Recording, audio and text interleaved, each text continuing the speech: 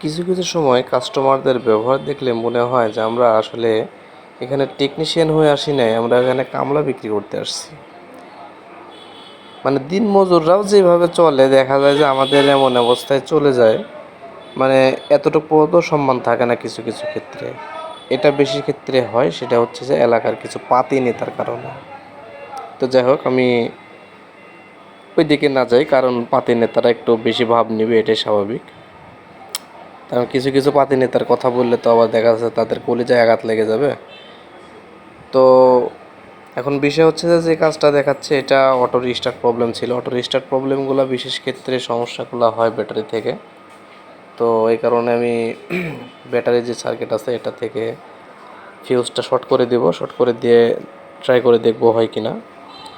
তো যাই হোক, এখন বিষয় হচ্ছে যে শর্ট করে দিলে অনেক সময় হয় না, ব্যাটারি একেবারে নষ্ট হয়ে থাকে, আবার অনেক সময় মাদারবোর্ড থেকেও প্রবলেমগুলো হয়। এটাই হচ্ছে বিষয়।